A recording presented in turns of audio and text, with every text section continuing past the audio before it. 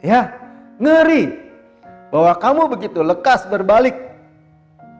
Kenapa begitu lepas berbalik? Saya suatu waktu juga bertanya, Tuhan kenapa kasih karunia itu begitu ringkih? Orang yang menerima gembira, wah senang, iya ya dosa kita diampuni.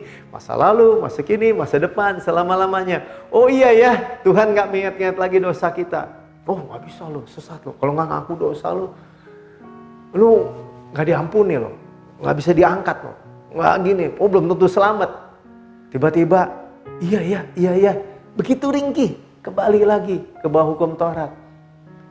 Upaya diri, usaha diri untuk membenarkan diri di hadapan Allah. Melakukan perbuatan-perbuatan yang disebut dead works. Pekerjaan-pekerjaan sia-sia. Pekerjaan-pekerjaan agamawi, rohani kelihatannya. Tetapi justru menepis kasih karunia. Justru menjatuh dari kasih karunia kepada hukum Taurat. Ke bawah hukum Taurat. Ya. Tuhan bilang bukannya kasih karunia yang ringkih. Kasih karunia-Nya adalah Yesus yang kokoh teguh. Tidak berubah. Dulu sekarang sampai selama-lamanya. Hebat, dahsyat, ajaib. Yang ringkih adalah daging. Bukan ringkih ya. Daging ini lebih kompatibel. Lebih cocok kalau komputer itu kok lebih kompatibel. Atau lebih cocok dengan hukum Taurat. Do good, get good.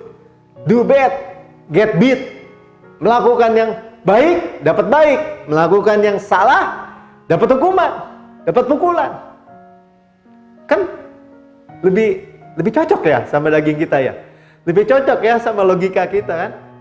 Kalau ini nggak cocok Pak. Orang saya yang salah, masa Tuhan Yesus pikul semua? Ya kalau dipikul juga masa semua? Kan ada saya-sayanya Pak. Saya juga harus dihukum Pak. Itu perlu Roh Kudus untuk saudara mengatai bahwa saudara tidak dihukum lagi. Saudara tidak akan pernah diingat lagi dosa-dosanya. Saudara tidak akan pernah dimasukin neraka. Atau tidak akan pernah Tuhan menjauh dari saudara bahkan ketika saudara gagal. Saudara tidak akan pernah lagi diperhitungkan kesalahan dan dosa-dosanya. Karena saudara dan saya di dalam Yesus. Itu perlu Roh Kudus untuk mengerti itu. Akan kita perlu Roh Kudus lebih lagi untuk mengerti bahwa Tuhan Yesus itu segalanya buat kita. Kesembuhan kita, kesehatan kita, perlindungan kita, kesejahteraan untuk keluarga kita. Proteksi kota benteng, kubu pertahanan, perlindungan, gunung batu, perisai dari COVID-19, dari krisis ekonomi. Sebab dia datang supaya kita boleh hidup dan berdaya dengan segala kelimpahan. Sebab dia kaya, punya langit di atas langit, bumi dengan segala isinya. Rela menjadi miskin. Supaya kita yang miskin menjadi kaya karena kemiskinannya. Dan itu semua untuk kita. Sudah dibayar lunas. Overpayment. Apa overpayment? Dibayar lebih. Dan pengharapan tidak mengecewakan. Itu perlu Roh Kudus semua. Untuk kita mengerti itu dalam perjalanan itu. Ya, karena itu dikatakan gini, daripada dia. Ya, kenapa lekas berbalik?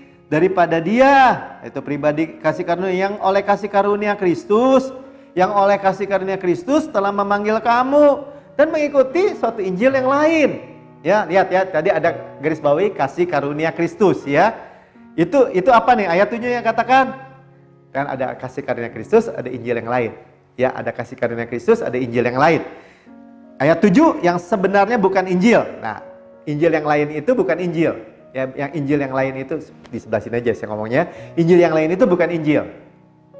Ya, ini Injil palsu, bukan Injil. Hanya ada orang yang mengacaukan kamu. Nah, ini ada dikacaukan kan? Ada orang datang Yudaisme, Kristen Yudaisme bawa-bawa tambahan ini itu hukum Taurat supaya tidak hanya sepenuhnya kasih karunia, mengacaukan tuh namanya. Ya, dan yang bermaksud memutarbalikkan Injil Kristus. Nah, sekarang ada Injil Kristus. Tadi kasih karunia Kristus, Injil Kristus. Jadi kalau saudara ditanya, apa itu Injil Kristus? Apa itu Injil yang Rasul Paulus beritakan? Apa itu Injil yang saudara beritakan? Kasih karunia Kristus. Lihat ayat 6-nya kan? Kasih karunia Kristus, saudara cek. Kasih karunia Kristus bukan? Kasih karunia Kristus. Ya, bukan Injil keseimbangan. Bukan Injil percampuran. Bukan dicampur aduk. Radikal. Apa itu Injil Kristus? Apa itu kabar baik Kristus? Apa itu gospel? Good news? Kasih karunia Kristus. Kalau yang diputarbalikkan apa? Yang diputarkan Injil yang lain. Artinya apa? Injil percampuran. Yang bukan Injil. Injil yang menyesatkan. Injil yang palsu. Ya, Paulus marah besar. Ya, kepada penganut-penganut Judaisme ini. Ya, marah besar. Ya, makanya dia menyampaikan kutuk ganda. Galatia 1 ayat 8. Tetapi sekalipun kami atau seorang malaikat dari sorga yang memberitakan kepada kamu suatu Injil yang berbeda. Tadi Injil yang lain, Injil yang berbeda. Sama kan tadi ayat 7, ayat 8 ini kan. Jadi Injil yang lain apa? Injil yang berbeda dengan Injil yang telah kami beritakan. Rasul Paulus selalu katakan my gospel. Apa yang Injil yang Rasul Paulus beritakan? Pengampunan segala dosa.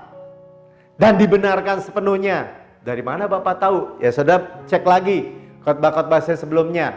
Atau saudara boleh baca dalam Kisah Rasul 13 ayat 38 sampai 39.